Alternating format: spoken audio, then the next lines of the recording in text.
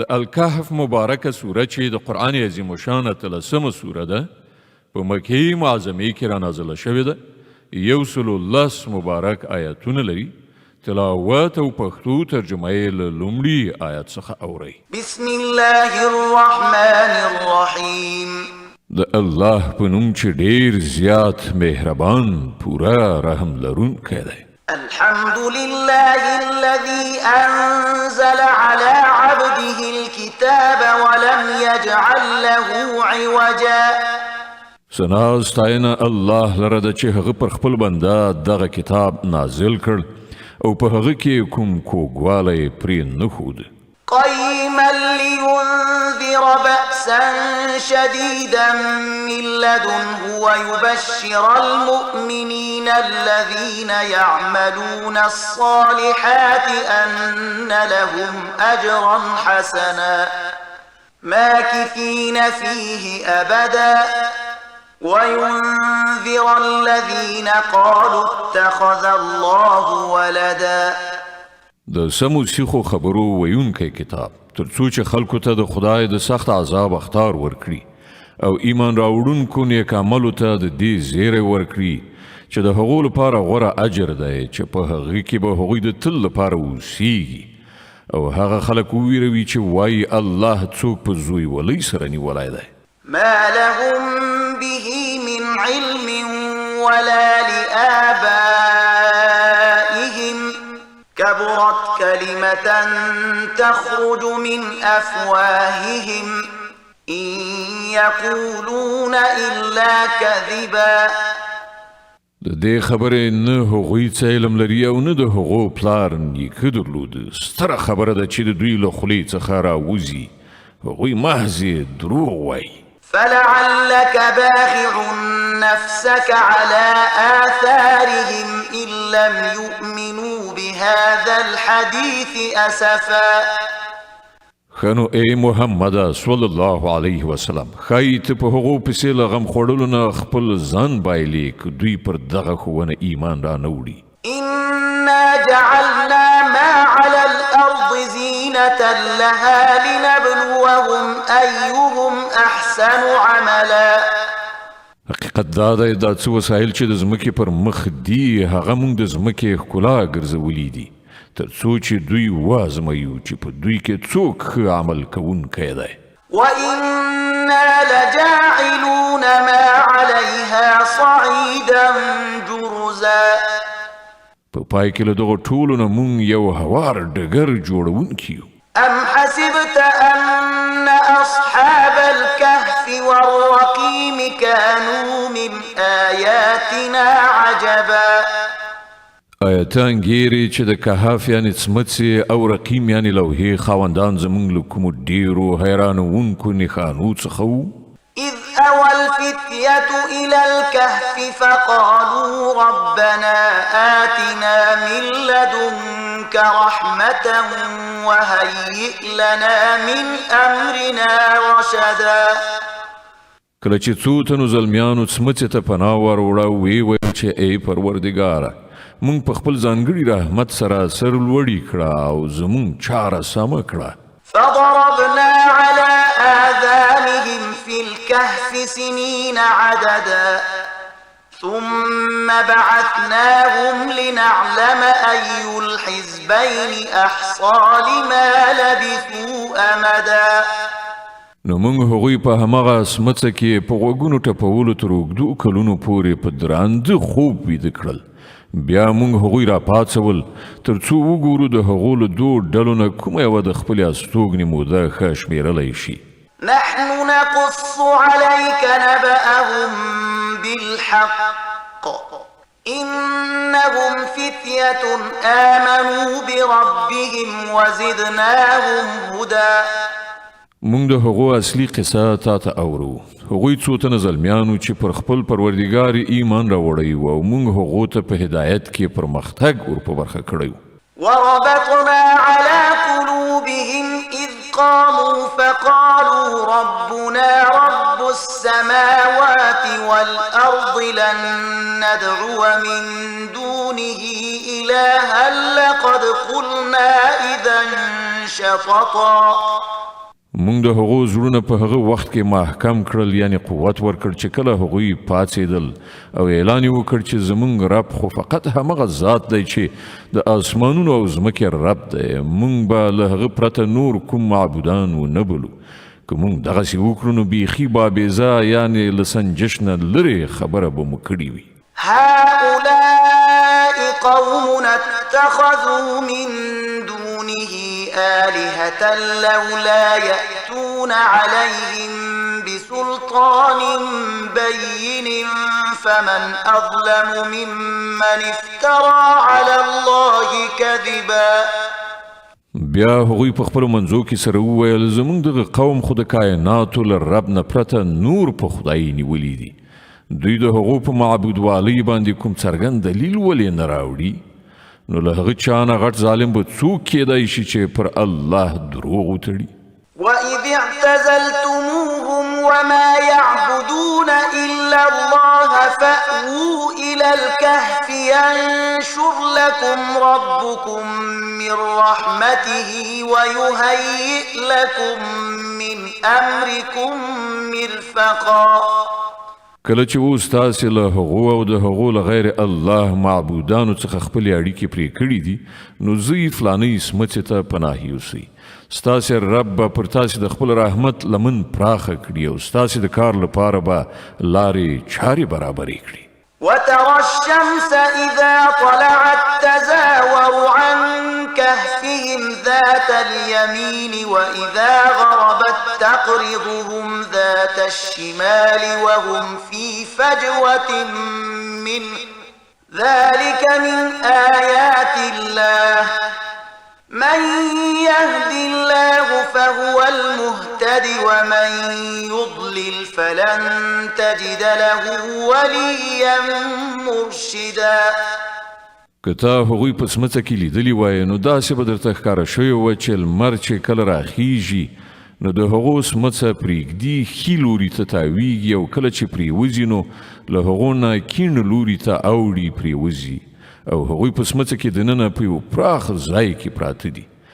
دا د الله له نښانو څخه یوه ده چاته چې الله سمه لاره وښیي همغه سمه لاره میندونکی دی او څوک چې الله بې لارې کړي د هغه لپاره به ته کوم لارښود سرپرست ونشي میندلی وتحسبهم أيقاظا وهم رقود ونقلبهم ذات اليمين وذات الشمال وكلبهم باسط ذراعيه بالوصيد لو اطلعت عليهم لوليت منهم فرارا ولملئت منهم رعبا تا به د هغو په لیدلو انګېرلې وه چې هغوی ویښ دي په داسې حال کې چې هغوی ویده پراته وو موږ هغوی په ښي او کیڼه اړخ باندې اړول را اړول او د هغو سپي د سمڅې په خولو کې څنګلې غوړولې ناست که تا چیرته په یو کلکشک پټ غوندې هغوی لیدلی وای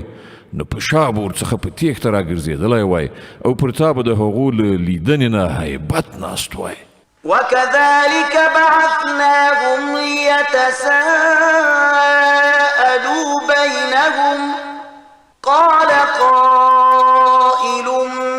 منهم كم لبثتم قالوا لبثنا يوما أو بعض يوم قالوا ربكم أعلم بما لبثتم فابعثوا أحدكم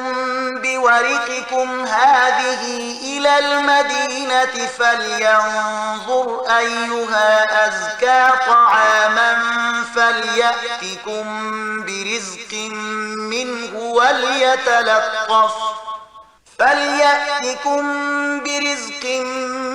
وليتلطف ولا يشعرن بكم أحدا او په دغسې حیرانونکې صحنې سره موږ هغوی راپاڅول تر څو په خپلو منځو کې یو څه پوښتنه ګوینه وکړي له هغو نه یو تن پوښتنه وکړه ووایه څومره ځنډ په دې حال کې پاتې شوي یې نورو ځواب ورکړ ښایي پوره یوه ورځ یا له هغې نه لږ څه کم به پاتې شوي یو بیا هغو وویل الله ښه پوهیږي چې زموږ څومره وخت په دغه حالت کې تیر شو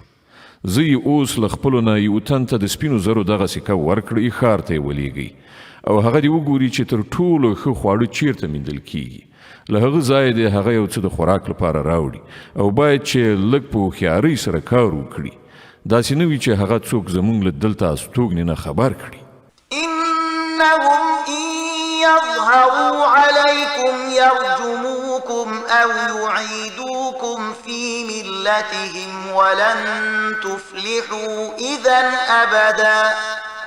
که چیرته د هغو لاس پر مونږ بر شي نو سنګسار به مو کړي یا به مو بیرته په زور خپل دین ته واړوي او که داسې وشول نو مونږ به هیڅکله بری ونشو موندلی وكذلك أعثرنا عليهم ليعلموا أن وعد الله حق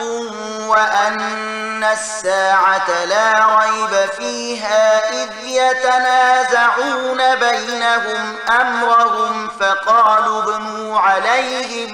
بنيانا ربهم أعلم بهم قال الذين غلبوا على أمرهم لنتخذن عليهم مسجدا په دې ډول مونږ ښاریان د هغو له حاله خبر کړل تر څو چې خلک وپوهیږي چې د الله وعده ریښتونې ده او دا چې د قیامت ساعت به بې له شک شو به نه راشي خو لږ شان پاملرنه وکړئ چې کله د غور کولو اصلي خبره دا وه په هغه وخت کې هغو په خپلو منځو کې په دې خبره باندې شخړه کوله چې له دغو اصحاب کهفو سره څه وکړی شي ځینو وویل پر دوی یو دیوال جوړ کړئ یوازې د دوی رب د دوی په چاره ښه پوهیږي خو کوم کسان چې د هغو په چارو برلاسي وو هغو وویل مونږ خو به د دوی پر څمڅې باندې یو مسجد یعنې عبادتخانه جوړه کړو سيقولون ثلاثة رابعهم كلبهم ويقولون خمسة سادسهم كلبهم رجما بالغيب ويقولون سبعة وثامنهم كلبهم قل ربي أعلم بعدتهم ما يعلمهم إلا قليل فلا تمار فيهم إلا مراء ظاهرا ولا تستفت فيهم منهم أحدا ځینې کسان به ووایي چې هغوی 3 تنه وو او 4 د هغو سپی وو او ځینې نور به ووایي چې 5 وو او 6 د هغو سپی وو دا ټولې بې ځایه د بېخبرۍ ویناوې دي ځینې نور خلک وایي چې 7 او 8 د هغو سپی وو ووایه زما رب ښه پوهیږي چې هغوی څو تنه وو لږو کسانو ته د هغو صحیح شمیر معلوم دی نو ته له سطحي خبرې زیات د هغو د شمیر په برخه کې له خلکو سره بحث مه کوه او مه د هغو په باب له چا نه څه پوښتنه کوه ولا تقولن لشيء إني فاعل ذلك غدا إلا أن يشاء الله واذكر ربك إذا نسيت وقل عسى أن يهديني ربي لأقرب من هذا رشدا او یو شي ته مه وایه چې زه به هغه سبا کوم مګر دا چې ورسره ور زیات کړي ووایه انشاء الله یعنې که د الله خوښه وه که په هیره سره د دغه ډول خبره له خولې نه ووځي نو سمدلاسه خپل رب یاد کړه ووایه هیله ده چې زما پروردګار به په دې معامله کې نیکۍ ته د ډېرې نږدې کړنچارې په لوري ماته لارښوونه وکړي ولبثوا في كهفهم 300 سنين وازدادوا 9 او هغوی په خپله سمڅه کې 300 شمسي کاله پاتې شول یعنې د اصحاب کهف حساب په شمسي کالونو باندې وو او د قمري کال په حساب دوی 9 کاله زیات کړل یعنی چې هغه د دواړو حسابونو ترمنځ فرق دی قل الله أعلم بما لبثوا له غيب السماوات والأرض أبصر به وأسمع ما لهم من دونه من ولي ولا يشرك في حكمه أحدا ته ووایه الله د هغو د استوګنې په موده ډېر ښه پوهیږي د آسمانونو او ځمکې ټول پټ حالات همغه ته معلوم دي هغه څومره ښه لیدونکی او اوریدونکی دی د ځمکې او اسمان د مخلوقاتو هیڅ خبر اخیستونکی له هغه پرته نشته او هغه په خپل حکومت کې څوک نه شریکوي. واتل ما أوحي إليك من كتاب ربك لا مبدل لكلماته ولن تجد من دونه ملتحدا. ای محمد، ستا د پروردګار له کتاب نه چې څه تا ته وحی کړی شوي دي هغه چې څنګه دي همغسې واوروه. د هغه په کلام کې بدلون نشته او ته له ده نه پرته د پناه ځای نشي موندلی. واصبر نفسك مع الذين يدعون ربهم بالغداة والعشي يريدون وجهه ولا تعد عيناك عنهم تريد زينة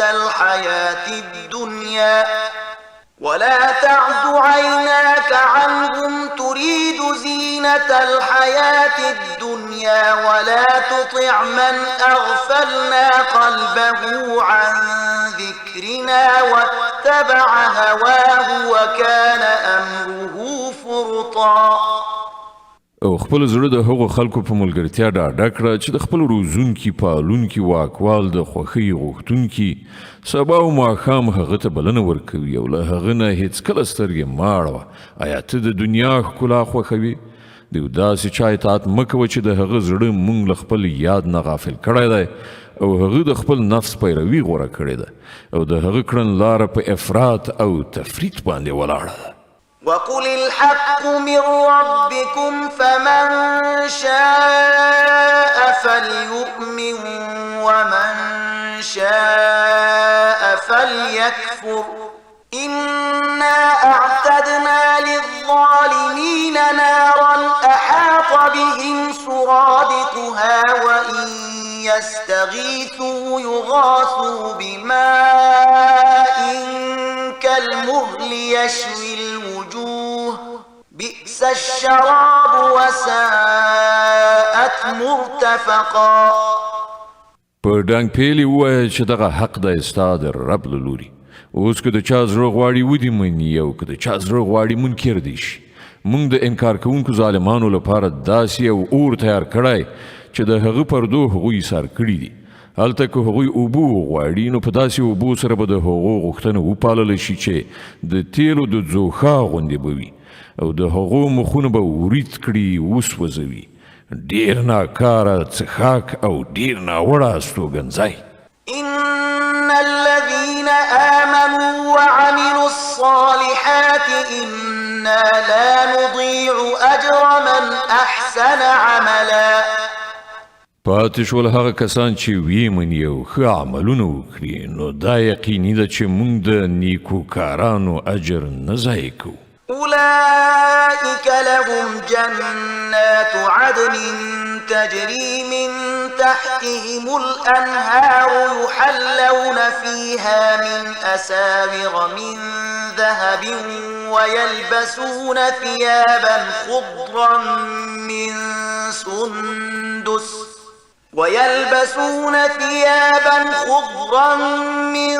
سندس واستبرق متكئين فيها على الأرائك نعم الثواب وحسنت مرتفقا.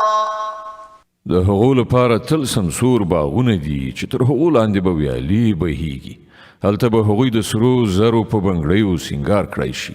د نریو ورېښمو اطلسو او مخملو شنې جامې به واغوندي او د هسکو بالښتونو ته به تکیې وهلي کیني. ډېر ښه اجر او د لوړې درجې هستوګنځی. واضرب لهم مثلا رجلين جعلنا لأحدهما جنتين من أعناب وحففناهما بنخل وجعلنا بينهما زرعا. ای محمد صلی الله علیه وسلم، دوی ته یو مثال وړاندې کړه. دوه تنه وو، له هغو نه یوه ته موږ د انګورو دوه باغونه ورکړل او د هغو چار چاپیر مو د خرماو د ونو قطار جوړ کړ او د هغو په منځ کې مو کرونده پیدا کړه. كلتا الجنتين آتت أكلها ولم تظلم منه شيئا وفجرنا خلالهما نهرا وكان له ثمر فقال لصاحبه وهو يحاوره أنا أكثر منك مالا وأعز نفرا. باغونه کې راز سمسور شول او په بار نیولو کې یو بڅری کموالی هم را نه وست. دننه په هغو باغونو کې مونږ یوه ویاله وبهوله او هغه ته ښه حاصلات ورکړل. د دغو شیانو په میندلو یوه ورځ هغه خپل ګاونډي ته په خبرو اترو کې وویل زه له تا نه زیات شتمن یم او له تا نه زیات قوي کسان لرم. ودخل جنته وهو ظالم لنفسه قال ما أظن أن تبيد هذه أبدا وما أظن الساعة قائمة ولئن رددت إلى ربي لأجدن خيرا منها منقلبا. بیا هغه خپل باغ ته ننوت او د خپل نفس په حق کې تیری کوونکی شو. وی ویل زه دا نه ګڼم چې دغه شتمني به یو وخت فنا شي او زما باور نشته چې د قیامت ساعت به کله راشي. بیا هم که کله د خپل رب حضور ته زما ورګرځېدل شول نو ارومرو به له دې نه هم زیات شاندار ځای ومومم. قال له صاحبه وهو يحاوره أكفرت بالذي خلقك من تراب ثم من نطفة ثم سواك رجلا. د هغه ګاونډي په خبرو اترو کې هغه ته وویل آیا ته په هغه ذات کافر کیږي چې هغه ته له خاورې او بیا له نطفې څخه پیدا کړي او ته یو بشپړ سړی جوړ کړي؟ لكن هو الله ربي ولا أشرك بربي أحدا. پاتې شوم زه نو زما رب خو همغه الله دی او زه له هغه سره هیڅوک نه شریکوم. ولولا إذ دخلت جنتك قلت ما شاء الله لا قوة إلا بالله إن ترني أنا أقل منك مالا وولدا فعسى ربي أن يؤتيني خيرا من جنتك ويرسل عليها حسبانا من السماء فتصبح صعيدا زلقا أو يصبح ماؤها غورا فلن تستطيع له طلبا. او کله چې ته خپل باغ ته ننوتلې نو په هغه وخت کې ستا له خولې نه دا ولې راونوتل چې دا همغه شی دی چې خدای غوښتی دی، پرته له خدایه بل قدرت نشته. که ته ما په مال او اولاد کې له خپله ځانه ټیټ وینې نو لرې نه ده چې زما رب ما ته ستا له جنت یعنې باغ نه ډېر غوره را په برخه کړي او ستا په باغ باندې له اسمانه کوم آفت راولیږي چې په هغه سره هغه سپیره ډاګ جوړ شي یا د هغه اوبه په ځمکه کې پریوزي او بیا ته هغه په هیڅ شان راو نشي ویستلی. وأحيط بثمره فأصبح يقلب كفيه على ما أنفق فيها وهي خاوية على عروشها ويقول يا ليتني لم أشرك بربي أحدا. په پای کې داسې وشول چې د هغه ټوله میوه تباه شوه او هغه د خپلو انګورو باغونه په څپرو باندې چپا غورځېدلي ولیدل. په خپل لګښت باندې چې په هغه باغ کې کړی و لاسونه یو په بل ومخل او ویې ویل چې کاشکې ما له خپل پروردګار سره څوک شریک نه وای ګڼلی. ولم تكن له فئة ينصرونه من دون الله وما كان منتصرا هنالك الولاية لله الحق هو خير ثوابا وخير عقبا. د الله په پرېښودلو سره داسې ونه شول چې له هغه سره کوم لښکر اوسي چې له هغه سره یې مرسته کړې وای او نه هغه دا وکړی شول چې په خپله د دغه آفت مخه ونیولی شي. په هغه وخت کې څرګنده شوه چې د کارسازۍ واک برحق خدای لره دی. پیرزوینه همغه بهتره ده چې هغه یې وکړي او عاقبت همغه ښه دی چې هغه یې وښي. صدق الله العظيم. الله ستر رښتیا ویونکی دی.